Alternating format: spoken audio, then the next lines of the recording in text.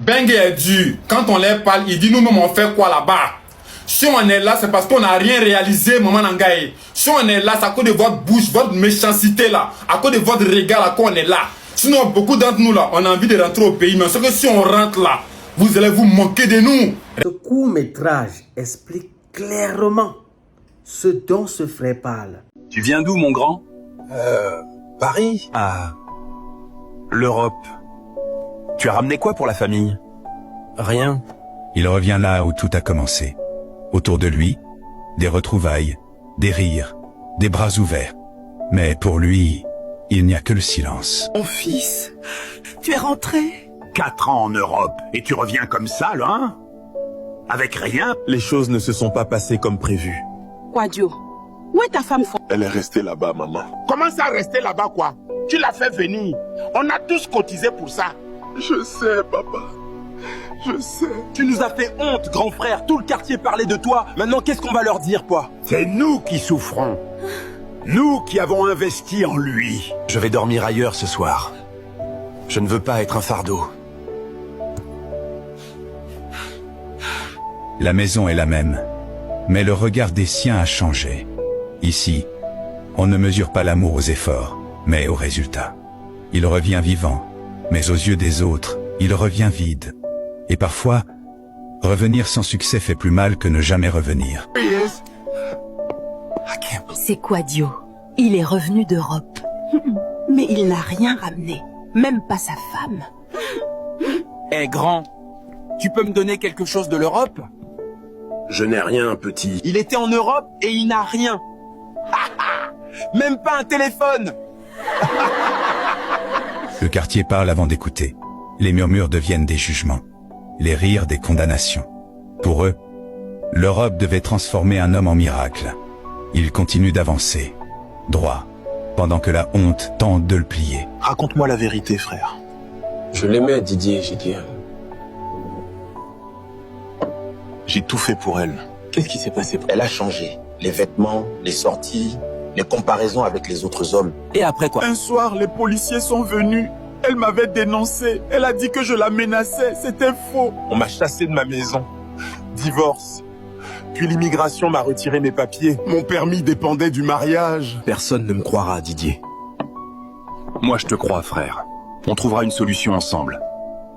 Dans l'ombre, la vérité sort enfin.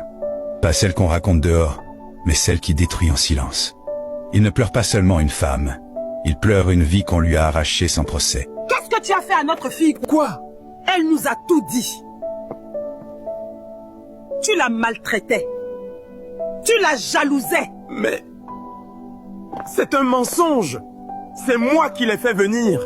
J'ai tout payé. Elle dit que tu buvais, que tu ne travaillais pas. C'est moi qui payais tout. Le loyer, la nourriture, tout. Hors de ma maison. Ne reviens plus jamais. Elle a pensé à tout.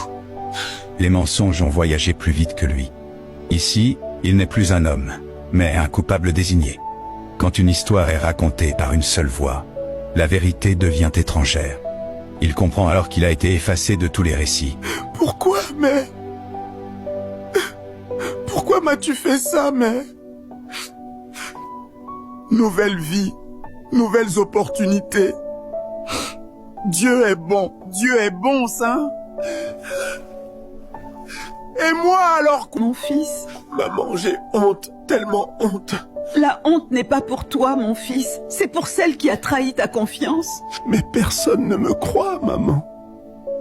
Dieu sait la vérité, c'est tout ce qui compte. Dieu, s'il savait la vérité, pourquoi il a laissé me détruire? Parfois, Dieu permet la douleur pour nous enseigner quelque chose, pour nous rendre plus forts. Les images d'un bonheur affiché le frappent comme une gifle. Il crie, non contre Dieu, mais contre l'injustice. Et dans ce moment de chute, une présence lui rappelle que tout n'est pas perdu. Je sais ce que vous pensez, que je suis un raté. Mais voici la vérité. Parle, mon fils. Nous t'écoutons. Pendant 4 ans, j'ai travaillé comme une machine. 4 heures de sommeil, un repas par jour, pour faire venir ma femme légalement. Pourquoi tu es rentré seul alors? Elle a menti aux policiers. Elle a dit que je la menaçais. Ils m'ont chassé de chez moi. Puis divorce. Puis expulsion. Maintenant, elle vit tranquillement en France. Et moi, je suis traité comme un échec. Cette fille est méchante, sans cœur. Pour la première fois, il parle sans baisser la tête. Il raconte l'envers du rêve, les nuits sans sommeil, le sacrifice invisible. Parfois, la vérité arrive en retard, mais elle arrive. Qu'est-ce que tu vas faire maintenant? Je ne sais pas.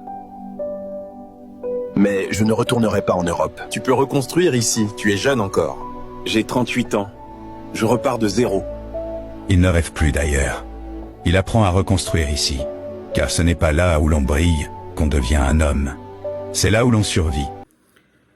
Ouf, les amis, je suis hyper abattu. Et j'ai le cœur en larmes. Je ne sais pas si vous avez été touché de la même manière que moi en écoutant cette histoire. C'est malheureusement la triste réalité dans laquelle vivent des milliers de frères et sœurs dans la diaspora entière. Beaucoup veulent rentrer. Beaucoup n'en peuvent plus. Mais alors, le regard des autres en Afrique. Comment ils seront vus quand tu n'as même pas un lot, quand tu n'as même pas quelque chose avec lequel tu rentres? Certains sont dans la situation de ce monsieur que vous avez suivi. Il a fait venir sa femme et sa femme l'a mis dehors. Ça me fait de la peine, les amis. J'ai vraiment coulé de larmes à l'intérieur de moi-même en suivant cette histoire. Je ne sais pas si vous avez été touché de la même manière. C'est vrai que c'est un scénario, mais je vous dis et je vous atteste que ce que vous avez vu, c'est exactement ce qui se passe dans la vie réelle.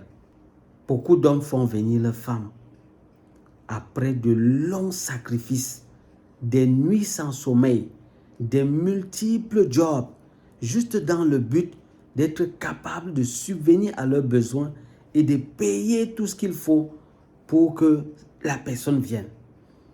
Une fois arrivés en Occident, certaines, malheureusement, se retrouvent en train de vouloir profiter de l'avantage qu'ils ont à tous nos frères et sœurs qui souffrent en silence. Mes frères et sœurs, vous n'avez rien perdu. Tout n'est pas perdu. Malgré votre situation, il y a encore un espoir.